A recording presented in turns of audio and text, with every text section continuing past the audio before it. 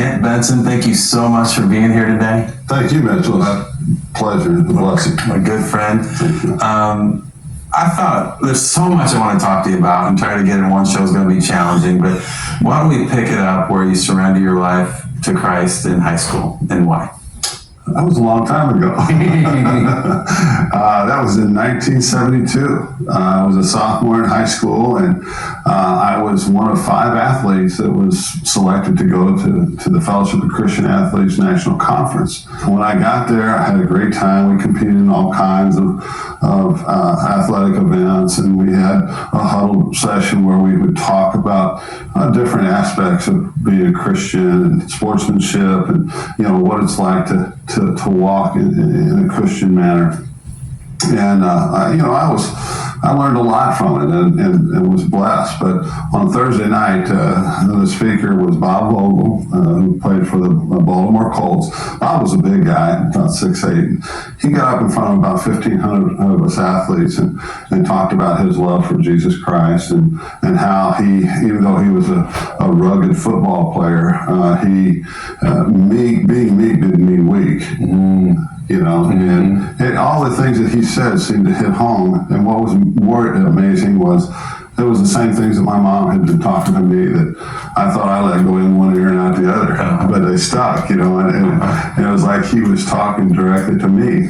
And he shared a scripture, 1 Timothy chapter 4, verses 6 through 16, which talks about being a good Christian example. And at that time, I was starting to have a lot of success in basketball. And with my size, 6'9", 10, at that point in time, I was a big guy, and with that success, because I didn't have a really rooted and grounded foundation and a personal relationship with Jesus Christ. I knew who God was and who Jesus was, but I didn't have a personal relationship. So when I had to start having the success, my head started swelling up and everything. I'm just a sophomore in high school.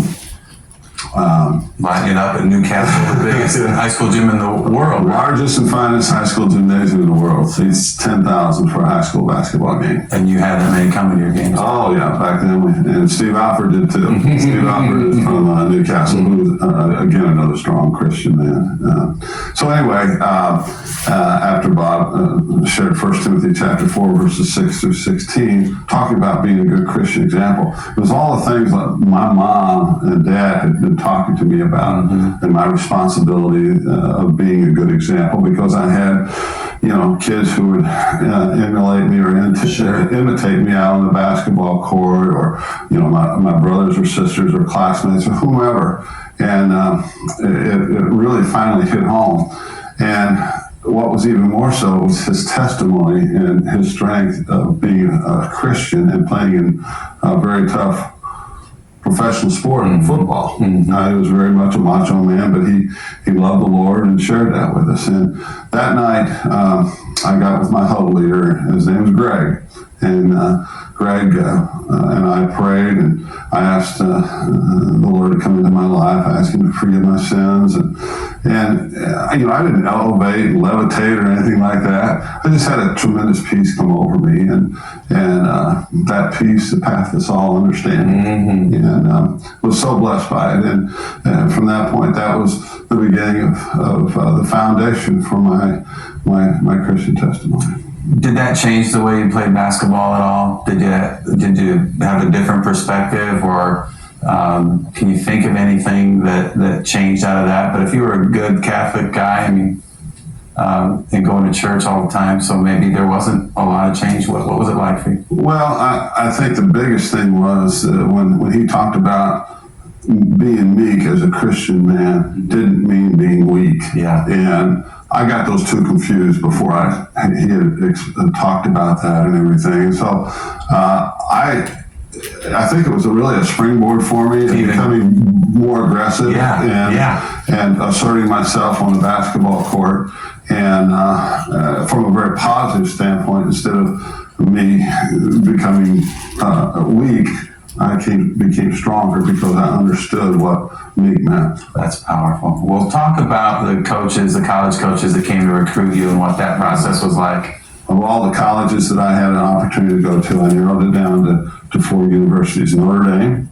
Any idea why? Digger Phelps? Digger Phelps, but being Catholic. Okay. Okay, and my mom and grandmother and all my aunts loved Digger, and my sisters. And all. Digger's a great guy. Oh, yeah. Loved Digger. But plus I had a cousin that was a great running back in the early 70s, Andy Huff at Notre Dame. Oh. Yeah, so there was some family ties there as well. Second was Purdue. Because of my agricultural background and being growing up around the farm and showing dairy cattle and what have you. Had a lot of friends, a lot of my classmates and friends went to Purdue and great friends with a lot of the players, even to this day. And so thankful for their friendship and relationship and all. Well, from there, it was Indiana was number 3 and number 4 was Kentucky. And wow, what a choice! So first visit was to Notre Dame and had a great visit, but I just didn't feel like I fit in. I loved Digger and everything. I made all 4 of my visits within a matter of 2 weeks because I wanted to be one round on top of the other, so I compare them. Apples to apples. Then the next visit was Purdue.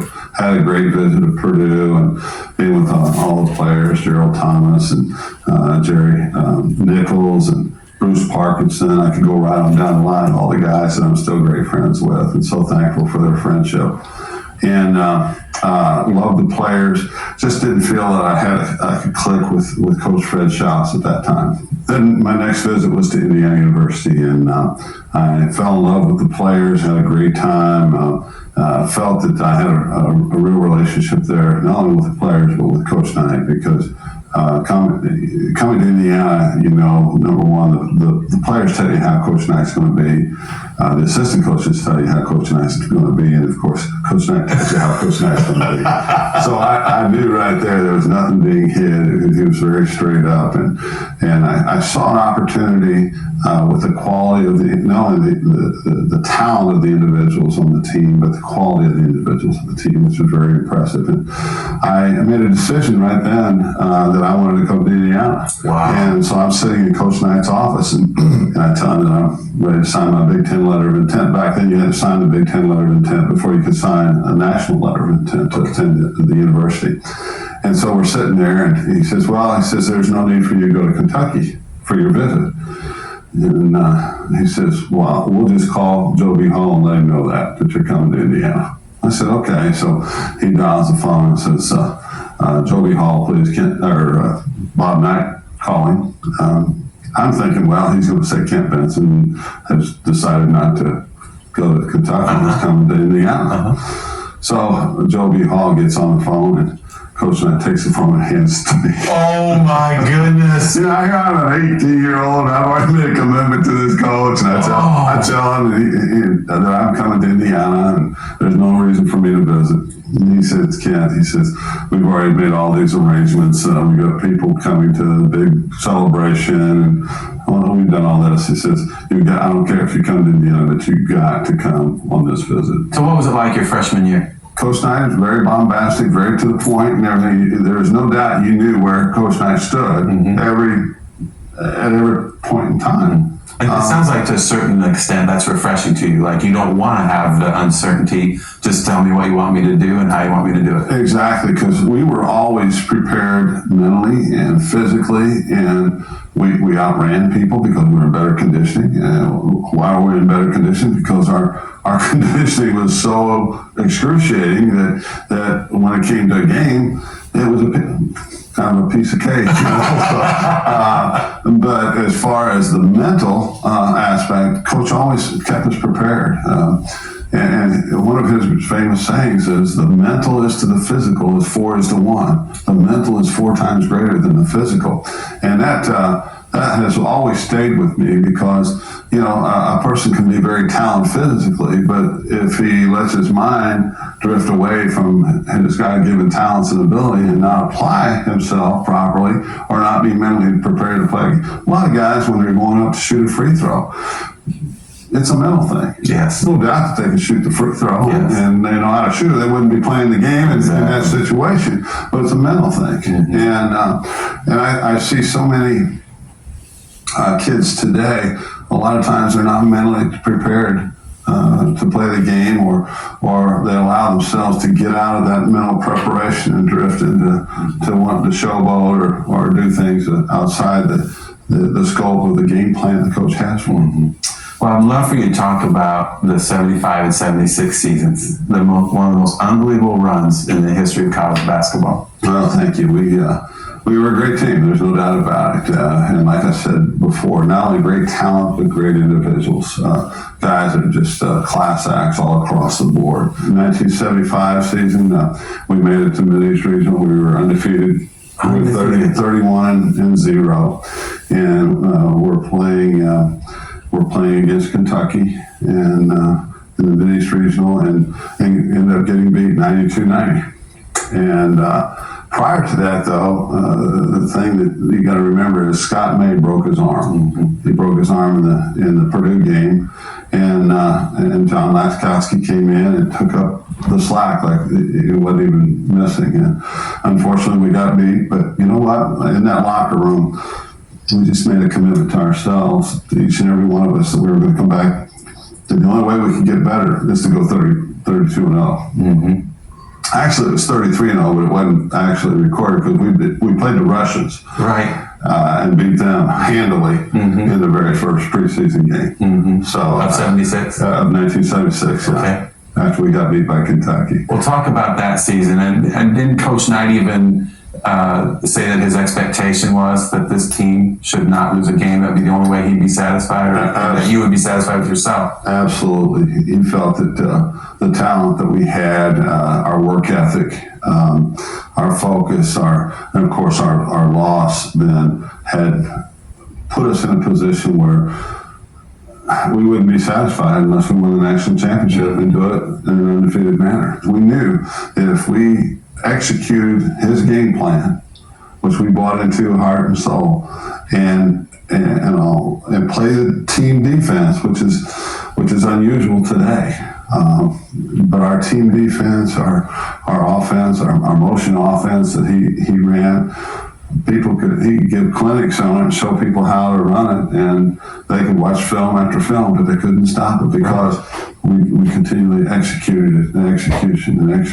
And the more you execute it, doesn't matter what people throw at you defensively, you could stop it. So Steve Green graduates. Steve Green graduates in 75. What's our new lineup in 76? Scott May, Quinn Buckner, Tom Abernathy, all right, Bobby Wilkerson, and myself. What a team. Oh, thank you. What was the closest game that year in the regular season? Michigan. Michigan was a game. We sent that into overtime and ended up beating them in overtime. A Kentucky game down at Freedom Hall in Kentucky. But, there was never any point in our games or a game that we were concerned that we would lose. I mean, we played our hearts out from the beginning of the game to the end of the game, and never thought about losing, because we always, Coach and I always put us in situations where different game situations where we might experience something that would be new to us, and we would practice different things, and we were ready for them. I remember watching you as a kid, and it seemed like whenever Coach would call a timeout, you'd come out and apparently you'd correct whatever you want to correct it, and you would make a run. It was so fun to watch. Absolutely, and Coach Knight knew all the time. He was always prepared and always preparing us, making corrections. And corrections are important for growth. And see, a lot of the press and the media came down on Coach Knight because of how hard he was on the players. Well, we had practiced this. We were in this situation, so he got our attention, and that was his point, was to get our attention. So we would focus on him and focus on what he's saying to us. It wasn't about the crowd or anything else that happened. Coach had no tolerance for continued mental mistakes, and rightly so, because when he made those corrections, you needed to make those corrections on the court. You don't want to make mental mistakes. I just read his book, The Power of Negative Thinking, which isn't quite what it sounds like. And it's all about that. It's all about thinking about the downside, eliminating mistakes, making corrections. He talks there in the book about his Methodist background. And can you describe what it was like, your relationship with him, with your faith? Well, in the beginning, it was a struggle for me. Coach was very bombastic, which I wasn't used to. And at first, it caught me off guard. Even though I knew how he was, I was just a little off guard, and I focused on those things rather than focusing on what he's saying from a basketball standpoint. Mm-hmm. And as a freshman, about 10 games into the season, Coach Dave Bliss called me over after practice, and he said, "Hey," he says, "I know Coach's language gets to you, and it bothers me too." He says, "We can't change that." And he says, "What I want you to do over the course of this next week is focus and concentrate on what he's saying from a basketball standpoint, and block out everything else." And he says, "Do you think you can do it?" I said, "Well, let's have a try." He says, "I'll help you." He says, when Coach gets upset and he flies off the handle, don't pay attention to that. That's just to get your attention. Focus on what he's saying from a basketball standpoint, from a coaching standpoint, because that's what's designed to help you get to where you need to get, or where the players need to get to. And over the course of that week, I concentrated on that, and it really paid off. And there was many times that Coach would have an episode, and I'd just look over at Coach Bliss, and he'd say, "Basketball, basketball, basketball," and that was a tremendous support, because I learned from that. Mm-hmm. And it from those the first 10 games, and it springboarded me into being a better player, because I was then able to be coached and make the corrections that needed to be made, rather than focusing on the distractions, which we all have in life. Mm-hmm. Satan is constantly throwing darts at us, yes, and fireballs, and you name it, mm-hmm, because he wants us to get distracted from, mm-hmm, our walk. Mm-hmm. And with that, I was still very involved with the Fellowship of Christian Athletes. My freshman year, I was involved. My sophomore, junior, and senior year, I was president of the Fellowship of Christian Athletes huddle on campus. There was a couple of times the coach challenged me about that, and I wasn't going to leave the Fellowship of Christian Athletes because he pressured me. All right, we didn't have a conflict, but I didn't allow him to influence me in that way. What Coach Bliss challenged you to do is very similar to what somebody challenged me to do, and he called it sifting. He says, sift through what you're hearing, affirm the wise, and just let the foolish go. Just affirm the wise, let the foolish go. Well, you got to tell us, what's it like to win a national championship and be undefeated? You're the last team to do it. Wow. It's a dream come true.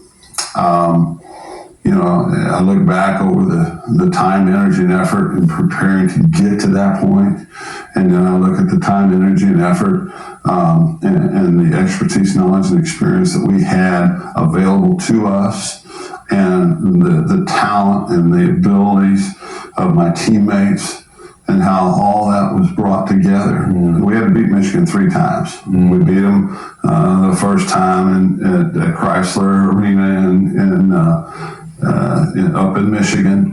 Excuse me. The second time we went into overtime in Assembly Hall. And they said, well, you might be able to beat Michigan twice, but you can't beat them 3 times. And in that national championship game against Michigan, the first 2 minutes of the game, we lose Bobby Wilkerson. Bobby gets an elbow to the forehead, knocks him out, knocks him unconscious. But we grew together, we gathered ourselves together because we'd already been prepared, because the year before we lost Scott May. Mm-hmm. And we went in at halftime, we were 8 points down, and our biggest concern was, how's Bobby Wilkerson? And Coach knew that was our concern. we needed to know how our teammate was after that injury. And he said, boys, he says, Bobby is doing fine. He's at the hospital. He's being under observation, and he's awake. He's doing fine. He says, gentlemen, he says, you've got an opportunity now to make history. He prophesied it. He said, you have an opportunity now in the next 20 minutes to make history. And who knew then, that it would be history. 37 years of it. Mm-hmm. And, of course, we came out and ended up beating Michigan 86-68. And what a half. Wasn't that... it was one of the greatest halves in the history of basketball by a team. Well, thank you. Who played for Bobby Wilkerson? Jimmy Kruse came in, mm-hmm. and Jimmy Westman. Mm-hmm. So, we actually had, and Wayne Radford came in. So, Coach was using all those guys. And people say, well, who was the toughest team you ever had to play against? You think maybe Michigan or Kentucky or Minnesota or some of those. Who the toughest team we had to play against was our second team. Really? Every day, day in and day out. They beat on us. They knew our plays. They forced us to a higher level. Wow. And there's no doubt that in my mind that those players made us better. And they were the toughest ones to play against. Well, you were selected number 1 in the NBA draft by the Milwaukee Bucks. And describe your stint through the NBA and how many years you played. Well, first of all, I had an opportunity after we won the national championship. I was a junior. All of my teammates were seniors. And I had an opportunity to turn pro, and I chose to stay at Indiana University. Why? Because Coach Knight had made a commitment to me that he would be there my 4 years. And I, in turn, made a commitment to him. Wow. And, I passed up a lot, but, if I had to do all over, I'd still do it the same way. So anyway, I was drafted number 1 by the Milwaukee Bucks, and played 2.5 years with Milwaukee, 6.5 with Detroit, a year in Utah, a year in Cleveland, and a year in Italy for 12 years. And I got to experience in my NBA debut, I went up against the Los Angeles Lakers and Kareem Abdul Jabbar. I out-jumped him at the tip. Kareem's 7'2". Yeah. Okay, long arms, leg. I out-jump him. And you're 6'10"? 6'10", so to speak. 6'10", not 6'11". Never was that 6'11". Okay. So we control the tip and come down, and Brian Winters takes a shot from outside, and misses it. I go up and over Kareem and rebound and put the ball back in. On the way back down the court, he elbows me several times, and I beat him down to his spot on the block there where he could shoot his hook shot, his famous hook shot. And as he came barreling down there, he takes and drives his elbow right in my chest. And so we're jostling for position, and I just elbow him back. Nothing malicious, but elbowing back. But he put on a big act because we had 3 officials, one underneath official, one over to the right baseline, and one out front. And he put on an act like he was hurt. He bent over and kind of fell back 10 feet. And you can see him. He looks to see if the officials are looking. And I'm watching the ball come down the court because he's back behind me. And he takes a running start and sucker punches me right in the temple. Didn't knock me out, but it knocked me silly. I was seeing stars and birdies and everything else. But that he hit me so hard he broke his hand. He was out 21 days or 21 games, excuse me, and had the largest fine in the NBA history at the time. Well, that gave me an opportunity to learn about forgiveness. And I had forgiven him. It was hard to do, no doubt. I had a lot of people saying, you ought to sue him, and you ought to do this, you ought to do that. But, had I not been a Christian, I might have done that. But God brought a great peace about it to me through a lot of advisors, Christian advisors, people that I love and trust and care for, and who inspire me and encourage me and also hold me accountable. Wow. You had an opportunity to apply your faith right there in the game. You're writing a book. I am. It talks about being the very best that you can possibly be. And that's what excellence is about. Excellence is being the very best that you can be in everything that you do, in every way that you do it, no matter what it is that you're doing. It doesn't have to be sports, but whatever it is that you're doing, be the very best. Use your God-given talents and abilities and glorify Him through that. That's what He wants. And God says in His Word, whatever thy hand finds to do, what? Do it with all thy might. Do it with all thy might. Do it the very best that you can. The great John Wooden, his definition of success is a peace of mind, which is a direct result of self-satisfaction in knowing that you've done your best to become the best you're capable of becoming. And so this book is designed, it's not going to be long, but it's from my own experiences, learning experiences, failures, successes of other people, failures of other people, and just I feel that God has inspired me to do that. Kent, it's a blessing to have you here today. I just can't thank you enough for being with us on Restoration Road. I'm honored and blessed. Love you, man. God bless you. Love you too.